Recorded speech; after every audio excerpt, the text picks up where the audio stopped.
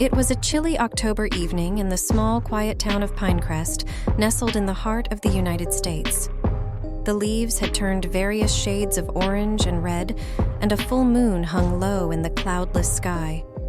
Halloween was just around the corner, and my friends and I decided it was the perfect night for some spooky fun. Little did we know, our plans would take a horrifying turn. I, along with my friends Alex, Mia, and Daniel, had gathered at my house. We'd heard rumors about a haunted house at the edge of town, the old Weaver place. It had been abandoned for years after a gruesome murder took place there in the 1970s. As night fell and the wind howled through the trees, we couldn't resist the temptation to explore the place. With a flickering flashlight and our hearts racing, we made our way to the Weaver house. The dilapidated structure loomed before us, its broken windows like vacant, empty eyes. We dared each other to go inside, and Alex, always the brave one, took the lead. As we entered the dark, musty interior, we couldn't help but shudder. Dust-covered furniture, cobwebs hanging from every corner, and the eerie silence added to the unsettling atmosphere. Mia had brought a Ouija board, and we decided it was the perfect time to try and communicate with any lingering spirits. We gathered in a circle, placing our hands on the planchette. "If there's anyone here," Mia whispered, "give us a sign." At first, nothing happened.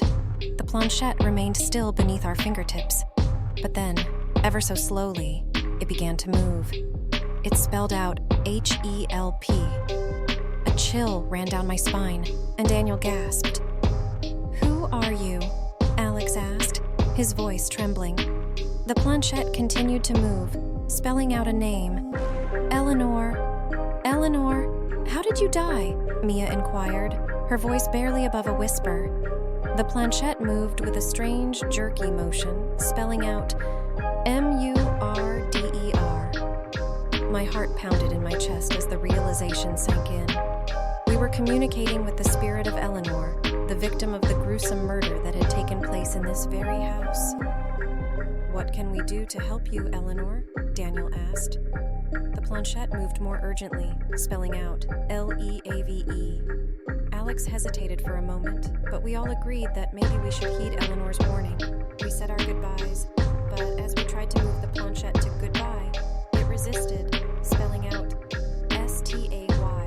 Panic set in as we struggled to break free from the board's hold. It felt as if an invisible force was keeping us there. The room grew colder, and shadows seemed to dance in the corners of our vision. Suddenly, the planchette moved to a single word, REVENGE.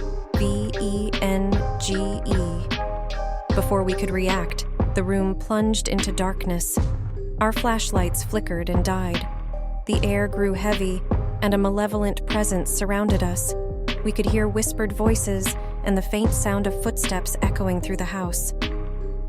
"Please, Eleanor," Mia shouted. "We didn't mean to disturb you. We'll leave right now." But it was too late. The room erupted in a cacophony of unexplained noises, banging, scratching, and the rattling of chains. Terrified, we huddled together in the darkness, desperately trying to find our way out. As we stumbled through the pitch-black house, we heard Eleanor's anguished cries, demanding revenge for her murder. It was clear that she blamed us for awakening her restless spirit, and she wanted us to suffer the same fate. Just as we thought we were trapped forever, we finally stumbled upon the front door. Without looking back, we burst outside into the cold night air, but the horror was far from over. The house seemed to come alive, its windows glowing with an eerie, malevolent light.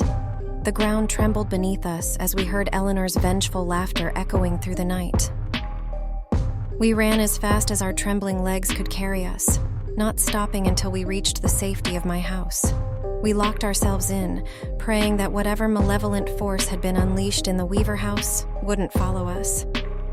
That night, we couldn't sleep. We could still hear the whispers and footsteps in the corners of the room. Eleanor's presence seemed to linger, a constant reminder of the terror we had unleashed. We knew we had to find a way to put things right. In the days that followed, we researched the history of the Weaver house and discovered that Eleanor had indeed been murdered in a gruesome and unsolved case. We also learned that the Ouija board we had used had been a family heirloom passed down through generations of mediums. Desperate to appease Eleanor's restless spirit, we decided to hold a séance in the hopes of finding closure for her. With the guidance of a local medium, we gathered once more in the Weaver house, this time with a circle of candles and a sense of purpose. As we began the séance, the room grew colder and the candles flickered ominously. We called out to Eleanor, asking for forgiveness and promising to help solve the mystery of her murder. Slowly, the planchette began to move, spelling out words of gratitude and forgiveness. We felt a weight lift from the room, and the malevolent presence that had haunted us seemed to dissipate. In the end, we helped Eleanor find the peace she had been denied for so long, but the experience had forever changed us. We had ventured into the world of the supernatural, and it was a place we could never truly escape. The haunted house of Willow Street would forever be etched in our memories, a chilling reminder that some secrets are best left buried and some spirits should never be awakened.